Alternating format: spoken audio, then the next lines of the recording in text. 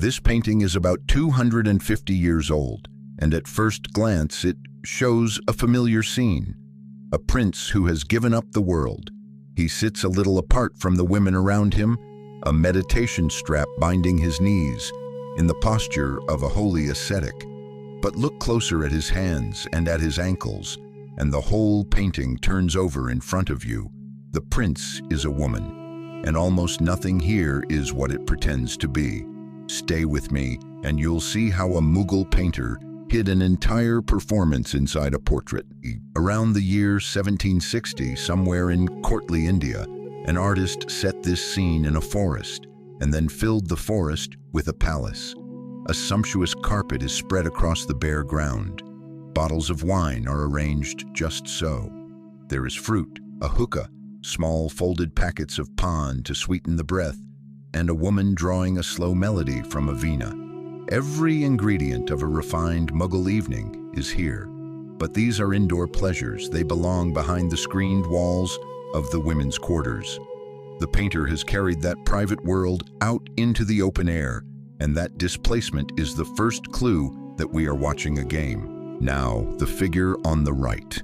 He wears the look of a renouncer, a prince who has turned his back on luxury to sit in meditation. The band around his knees is a yoga pada, the strap that holds the body still through long hours of stillness. For generations, painters used it as shorthand for the ascetic, the man who wants nothing.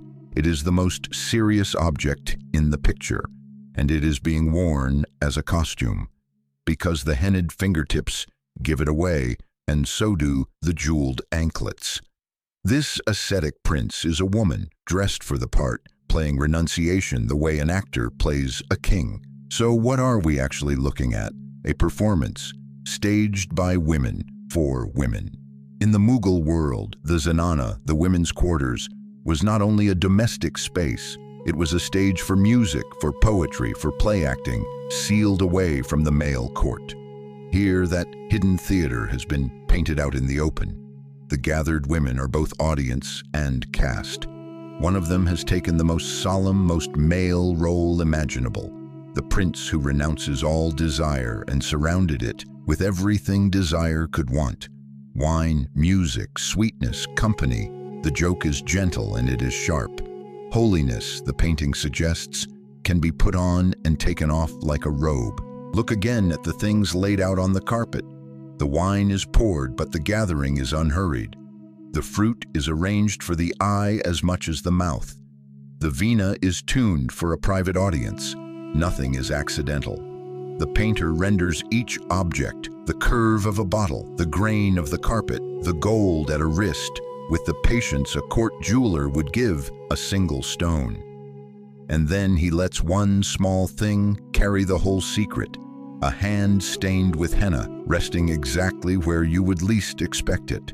Find that hand, and you've found the painting's entire argument. The rest of the room is the disguise. The hand is the truth. For most of its life, this folio lived inside an album, opened by candlelight a few times in a generation. We restored it from museum archives, the jewel tones, the gold, the impossible grain of that carpet, and printed it as a framed archival print ready to hang, with free shipping. A strap, a vina, a hand stained with henna. 2.5 centuries on, the disguise still works, until you know where to look. You'll find it at auraliving.com. For more paintings read this way, subscribe.